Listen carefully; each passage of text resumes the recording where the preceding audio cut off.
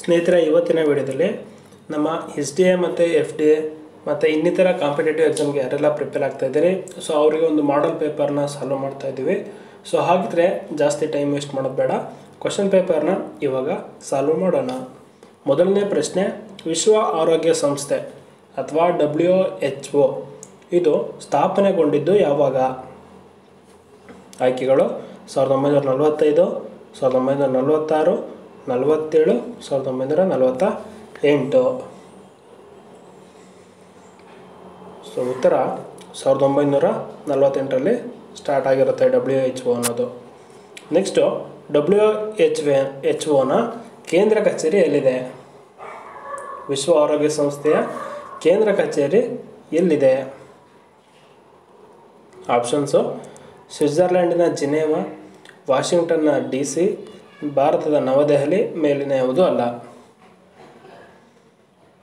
ಉತ್ತರ ಸ್ವಿಟ್ಜರ್ಲ್ಯಾಂಡಿನ ಜಿನೇವಾದಲ್ಲಿ ಇದೆ. Next, UNESCO ಇದು ಸ್ಥಾಪನೆಗೊಂಡಿದ್ದು ಯಾವಾಗ ಮತ್ತು ಇದರ ಕೇಂದ್ರ ಕಚೇರಿ ಎಲ್ಲಿದೆ? ಯುನೆಸ್ಕೋ ಎಲ್ಲಿ ಸ್ಥಾಪನೆ ಆಯಿತು ಮತ್ತು ಇದರದ್ದು ಕೇಂದ್ರ ಕಚೇರಿ ಎಲ್ಲಿದೆ? ಆಪ್ಷನ್ಸು: 1946 ಪ್ಯಾರಿಸು, ಆಪ್ಷನ್ ಬಿ 1948 ಬೆಲ್ಜಿಯಂನ Brussels, option C 1949 New York, option D 1950 Bengaluru. ಇದಕ್ಕೆ ಉತ್ತರ ಆಪ್ಷನ್ ಎ 1946 ಪ್ಯಾರಿಸ್. ನೆಕ್ಸ್ಟ್, ಮಹಿಳೆಯರ ಹಾಗೂ ಮಕ್ಕಳ ಅಭಿವೃದ್ಧಿಗೆ ಪೂರಕವಾದ ಪರಿಸರವನ್ನು ಒದಗಿಸುವ ಸಂಸ್ಥೆ ಯಾವುದು? Option A UNESCO, option B UNICEF, option C IMF, option D IBRD. ಇದಕ್ಕೆ ಉತ್ತರ UNICEF. 5, IMF international monetary fund ಇದರ ಕೇಂದ್ರ ಕಚೇರಿ ಎಲ್ಲಿದೆ? ಇದಕ್ಕೆ ಆಪ್ಷನ್ಸು: ವಾಷಿಂಗ್ಟನ್ನ DC, ಶಾಂಘೈ, ಪ್ಯಾರಿಸ್, ಮೇಲಿನ ಯಾವುದೂ ಅಲ್ಲ. ಉತ್ತರ ವಾಷಿಂಗ್ಟನ್ನ DC. ಸೊ ಗೆಳೆಯರೆ, 6ನೇ ಪ್ರಶ್ನೆ, ವಿಶ್ವ ವ್ಯಾಪಾರ ಸಂಘಟನೆ ವರ್ಲ್ಡ್ ಟ್ರೇಡ್ ಆರ್ಗನೈಜೇಷನ್ ಅಸ್ತಿತ್ವಕ್ಕೆ ಬಂದಿದ್ದು ಯಾವಾಗ? ಉತ್ತರ ಜನವರಿ 1, 1995. ನೆಕ್ಸ್ಟು, ಈ ಕೆಳಕಂಡ ಯಾವ ರಾಷ್ಟ್ರಗಳು ಸಾರ್ಕ್ನ ಸದಸ್ಯತ್ವವನ್ನು ಹೊಂದಿದೆ? ಈ ಕೆಳಕಂಡ ಯಾವ ರಾಷ್ಟ್ರಗಳು ಸಾರ್ಕ್ ಸದಸ್ಯತ್ವವನ್ನು ಹೊಂದಿದೆ? ಆಪ್ಷನ್ಸ್: ಭಾರತ, ಬಾಂಗ್ಲಾದೇಶ, ನೇಪಾಳ, ಶ್ರೀಲಂಕಾ, ಪಾಕಿಸ್ತಾನ, ಮಾಲ್ಡೀವ್ಸ್, ಭೂತಾನ್, ಆಫ್ಘಾನಿಸ್ತಾನ, ಮೇಲಿನ ಎಲ್ಲವೂ. ಸೊ ಈ ಪ್ರಶ್ನೆಗೆ ಉತ್ತರ ಸ್ನೇಹಿತರೆ, ಮೇಲಿನ ಎಲ್ಲವೂ ಆಪ್ಷನ್ ಸರಿ. ಈ ಎಲ್ಲ ದೇಶಗಳು ಸಾರ್ಕ್ಗೆ ಸದಸ್ಯತ್ವವನ್ನು ಹೊಂದಿದೆ. ಇನ್ನು 8, ಸಾಮಾನ್ಯ ಶತಪೂರ್ವ 261ರಲ್ಲಿ ಈ ಕೆಳಕಂಡ ಯಾವ ರಾಜನು ಕಳಿಂಗ ಯುದ್ಧ ಮಾಡಿದನು? ಇದಕ್ಕೆ ಉತ್ತರ ಸ್ನೇಹಿತರೆ ಅಶೋಕ. ನೆಕ್ಸ್ಟು, ಇತಿಹಾಸದ ಪಿತಾಮಹ ಎಂದೇ ಕರೆಯಲಾಗುವ ಹೆರೋಡೋಟಸನು ಈ ಕೆಳಕಂಡ ಯಾವ ದೇಶದವನಾಗಿದ್ದಾನೆ? ಆಪ್ಷನ್ನು: ಪರ್ಷಿಯನ್ನು, ಗ್ರೀಕು, ಚೀನಾ, ಅಮೆರಿಕಾ. ಉತ್ತರ ಗ್ರೀಕು. ನೆಕ್ಸ್ಟ್, ಇತಿಹಾಸದ ಆಧಾರಗಳಲ್ಲಿ ಪುರಾತತ್ವ ಆಧಾರವು ಒಂದಾಗಿದೆ. ಹಾಗಾದರೆ ಈ ಪುರಾತತ್ವ ಆಧಾರಗಳಲ್ಲಿ ಈ ಕೆಳಕಂಡ ಯಾವುವು ಪುರಾತತ್ವ ಆಧಾರದ ವ್ಯಾಪ್ತಿಗೆ ಬರುತ್ತವೆ? ಉತ್ತರ ಸ್ಮಾರಕಗಳು. ಸ್ನೇಹಿತರೆ, ಈ ವಿಡಿಯೋಯಿಂದ ನಿಮ್ಗೇನಾದರೂ ಸ್ವಲ್ಪ ಹೆಲ್ಪ್ಫುಲ್ ಆಗಿದೆ ಅಂದರೆ ಲೈಕ್ ಮಾಡಿ, ಶೇರ್ ಮಾಡಿ ಮತ್ತು ಸಬ್ಸ್ಕ್ರೈಬ್ ಆಗೋದನ್ನು ಮರಿಬೇಡಿ. ಸೊ ಈ ಪ್ರಶ್ನೆ ಪತ್ರಿಕೆಗಳಲ್ಲಿ ಏನಾದರೂ ತಪ್ಪುಗಳಿದ್ರೆ ಕಾಮೆಂಟ್ ಮಾಡೋ ಮೂಲಕ ತಿಳಿಸಿ, ನಾವು ಚೇಂಜಸ್ನ ಮಾಡ್ಕೋತೀವಿ.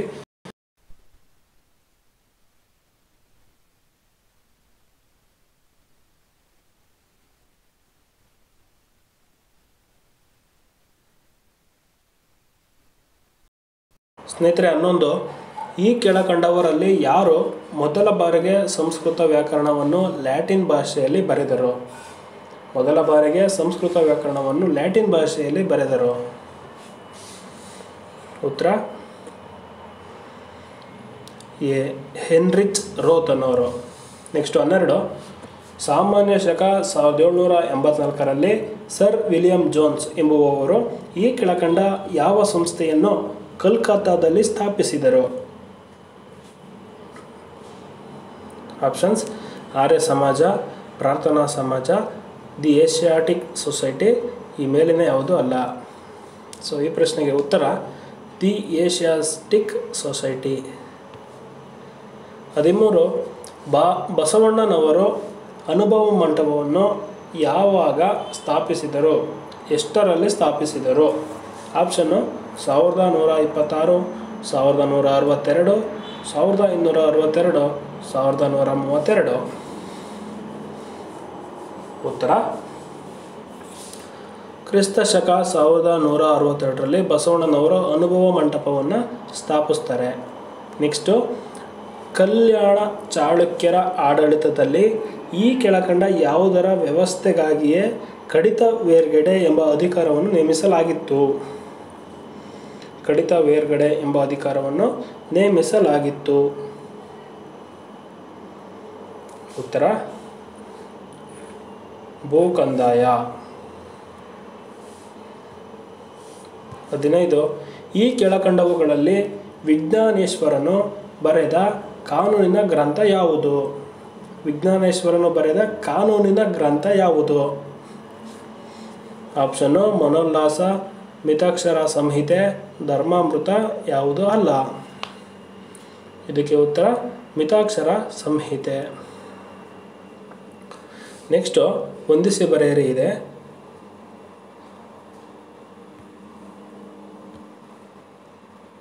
ಈ ಕೆಳಕಂಡಗಳಲ್ಲಿ ಯಾವುದು ಸರಿಯಾಗಿ ಹೊಂದಿಕೆ ಆಗಿದೆ? ಸೊ ರನ್ನ ಅವರಿಗೆ ಧರ್ಮಾಮೃತ ಬರುತ್ತೆ.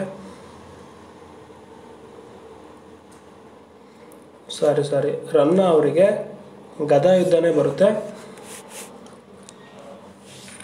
ದುರ್ಗಾಸಿಂಹ ಅವರಿಗೆ ಪಂಚಾಮೃತನೇ ಬರುತ್ತೆ. ಬಿಲ್ಲಣ್ಣ ಅವರಿಗೆ ವಿಕ್ರಮಾದಿತ್ಯ ದೇವಚರಿತನೇ ಬರುತ್ತೆ. ನಯಸೇನ ಅವರಿಗೆ ಧರ್ಮಾಮೃತನೇ ಬರುತ್ತೆ. ನೆಕ್ಸ್ಟು 17, ಮನಸೋಲ್ಲಾಸ ಎಂಬ ಕೃತಿಯ ಸಂಸ್ಕೃತ ವಿಶ್ವಕೋಶವೆನಿಸಿದೆ. ಇದನ್ನು ಬರೆದವರು ಯಾರು? 17, ಮನಸೋಲ್ಲಾಸ ಎಂಬ ಕೃತಿಯನ್ನು ಬರೆದವರು ಯಾರು? ಉತ್ತರ 3ನೇ ಸೋಮೇಶ್ವರ. ನೆಕ್ಸ್ಟು ಹೇಳಿಕೆಗಳಲ್ಲಿ ಸರಿಯಾದ ಹೇಳಿಕೆಯನ್ನು ಗುರುತಿಸಿ ಅಂತ. ಸೊ ಹೇಳಿಕೆ 1 ಏನು ಹೇಳುತ್ತೆ? ಗಂಗಾ ನದಿ ಮುಖಜ ಭೂಮಿಯಲ್ಲಿರುವ ಮ್ಯಾಂಗ್ರೋವ್ ಕಾಡುಗಳಲ್ಲಿ ಸುಂದರಿ ಮರ ವ್ಯಾಪಕವಾಗಿ ಹಂಚಿಕೆಯಾಗಿದೆ. ಇದು ಹೇಳಿಕೆ 1. ಹೇಳಿಕೆ 2 ಏನು ಹೇಳುತ್ತೆ? ನದಿ ಮುಖಜ ಭೂಮಿಯನ್ನು ಸುಂದರಬನ ಎಂದು ಕರೆಯಲಾಗಿದೆ. ಸೊ ಹಾಗಿದ್ರೆ ಇವೆರಡು ಹೇಳಿಕೆ ಯಾವುದು ಸರಿ, ಯಾವುದು ತಪ್ಪು? ಉತ್ತರ ನೋಡೋಣ. ಸೊ ಈ ಎರಡು ಹೇಳಿಕೆಗಳಲ್ಲಿ 2 ಹೇಳಿಕೆಗಳು ಕೂಡ ಸರಿಯಾಗಿದೆ. ನೆಕ್ಸ್ಟು 19, ಮ್ಯಾಂಗ್ರೋವ್ ಕಾಡುಗಳಿಗೆ ಸಂಬಂಧಿಸಿದಂತೆ ಯಾವ ಹೇಳಿಕೆ ಸರಿಯಾಗಿದೆ? ಹೇಳಿಕೆ 1, ಮ್ಯಾಂಗ್ರೋವ್ ಕಾಡುಗಳು ಅಧಿಕ ಮಳೆ ಬೀಳುವ ಜೌಗು ಪ್ರದೇಶ, ನದಿ ಮುಖಜ ಭೂಮಿ ಮತ್ತು ಉಬ್ಬರ ಇಳಿತಗಳುಳ್ಳ ಸಮುದ್ರ ತೀರಗಳಲ್ಲಿ ಕಂಡುಬರುತ್ತವೆ. ಹೇಳಿಕೆ 2 ಹೇಳುತ್ತೆ ಭಾರತದಲ್ಲಿ ಪೂರ್ವ ಕರಾವಳಿಯ ನದಿ ಮುಖಜ ಭೂಮಿಗಳಲ್ಲಿ ಕಂಡುಬರುತ್ತದೆ. ಹೇಳಿಕೆ ಸಿ ಏನು ಹೇಳುತ್ತೆ? ಇಲ್ಲಿ ಬೆಳೆಯುವ ಪ್ರಮುಖ ಮರಗಳೆಂದರೆ ಸುಂದರಿ, ಬೆತ್ತ, ಜರಿಗಿಡಿ, ತಾಳೆ, ಕೇದಿಗೆ ಮತ್ತು ಕಂದಾಳೆ. 19ಕ್ಕೆ ಉತ್ತರ ಏನು ನೋಡೋಣ. ಸೊ ಇದಕ್ಕೆ ಎಲ್ಲ ಹೇಳಿಕೆಗಳು ಕೂಡ ಸರಿಯಾಗುತ್ತೆ. 20, ಅತಿ ಹೆಚ್ಚು ಅರಣ್ಯವನ್ನು ಈ ಕೆಳಕಂಡ ಯಾವ ರಾಜ್ಯದಲ್ಲಿ ಕಾಣುತ್ತೇವೆ? ಅತಿ ಹೆಚ್ಚು ಅರಣ್ಯವನ್ನು ಒಳಗೊಂಡ ರಾಜ್ಯ ಯಾವುದು? ಆಪ್ಷನ್ಸ್: ಕರ್ನಾಟಕ, ಮಧ್ಯಪ್ರದೇಶ, ಮಿಜೋರಾಂ, ತ್ರಿಪುರಾ. ಉತ್ತರ ಮಧ್ಯಪ್ರದೇಶ. ಸ್ನೇಹಿತರೆ, ಈ ವಿಡಿಯೋ ಏನಾದರೂ ನಿಮಗೆ ಹೆಲ್ಪ್ ಆದರೆ ಲೈಕ್ ಮಾಡಿ, ಶೇರ್ ಮಾಡಿ ಮತ್ತು ಸಬ್ಸ್ಕ್ರೈಬ್ ಆಗೋದನ್ನು ಮರಿಬೇಡಿ. ನೆಕ್ಸ್ಟು 21ನೇ ಕ್ವಶನ್ನು ಹೇಳಿಕೆಗಳು ಯಾವ ಹೇಳಿಕೆ ತಪ್ಪಾಗಿದೆ ಅಂತ ಕೇಳಿದ್ದಾರೆ ಕ್ವಶನ್ನು. ಸೊ ಹೇಳಿಕೆಗಳೇನಿದೆ, ಭಾರತದಾದ್ಯಂತ ಅರಣ್ಯಗಳು ಸಮನಾಗಿ ಹಂಚಿಕೆಯಾಗಿಲ್ಲ. ಹೇಳಿಕೆ 2, ದೇಶದ ಒಟ್ಟು ಅರಣ್ಯದಲ್ಲಿ 60% ಹಿಮಾಲಯ ಮತ್ತು ಪರ್ಯಾಯ ಪ್ರಸ್ಥಭೂಮಿಯನ್ನು ಬೆಟ್ಟಗಳಲ್ಲಿಯೂ ಕಂಡುಬರುತ್ತೇವೆ. ನೆಕ್ಸ್ಟ್ ಹೇಳಿಕೆ ಸಿ, ದೇಶದ ಅರಣ್ಯದಲ್ಲಿ 20% ಉತ್ತರ ಮೈದಾನಗಳಲ್ಲಿ ಕಂಡುಬರುತ್ತದೆ. ಆಪ್ಷನ್ ಡಿ ಮೇಲಿನ ಯಾವುದು ಅಲ್ಲ. ಸೊ ಉತ್ತರ ಇದಕ್ಕೆ ಇವ್ಯಾವೂ ಕೂಡ ಸರಿ ಇರೋದಿಲ್ಲ, ಎಲ್ಲ ಹೇಳಿಕೆಗಳು ಕೂಡ ತಪ್ಪಾಗಿದೆ.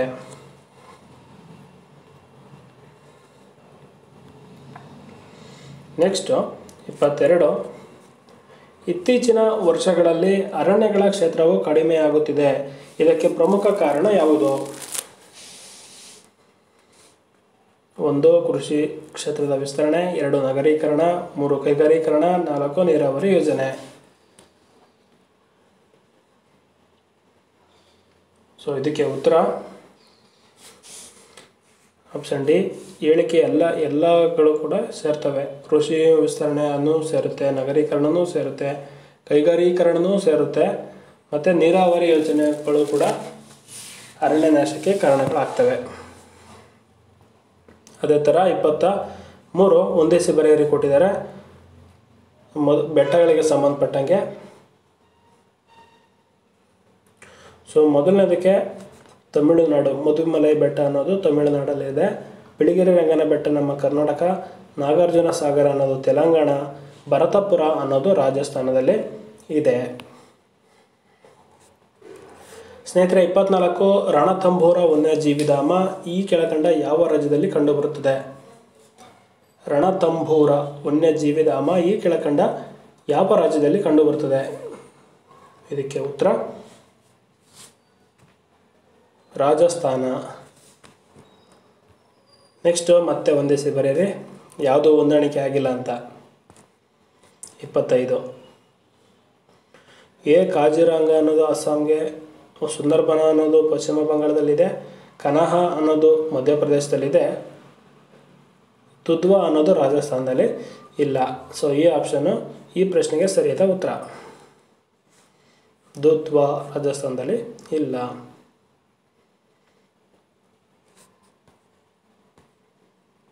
ಸ್ನೇಹಿತರೆ 26 ಮುಂದಿನವುಗಳಲ್ಲಿ ಯಾವುದು ಸರಿಯಾದ ಹೊಂದಾಣಿಕೆಯಾಗಿದೆ?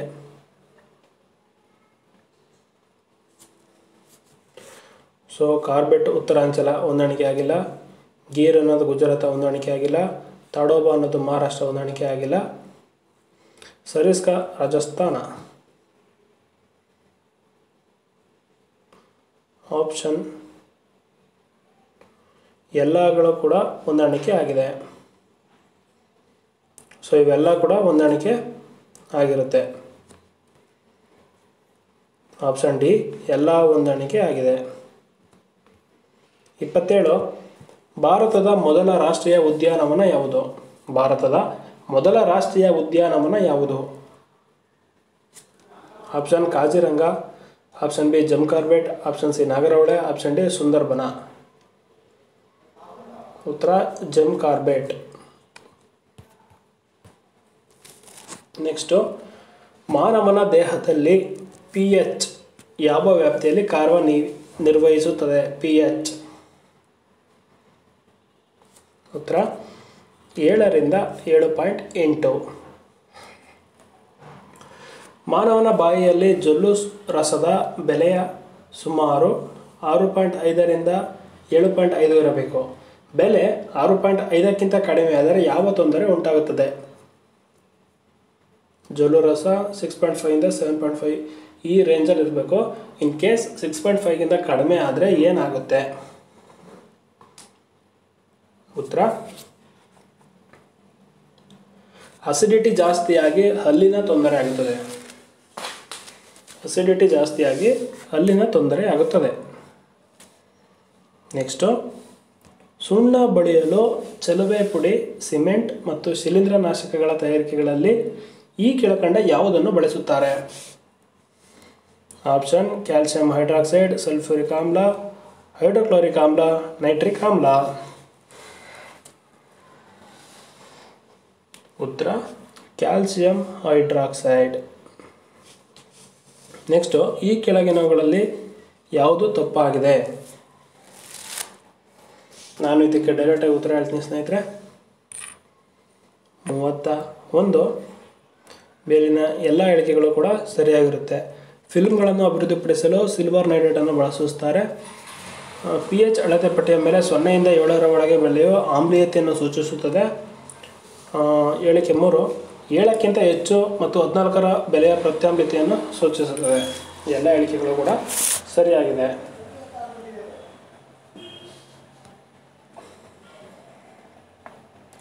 32 ಕಾಸ್ಟಿಕ್ ಸೋಡಾವನ್ನು ಈ ಕಾರ್ಖಾನೆಯಲ್ಲಿ ಬಳಸುವುದಿಲ್ಲ.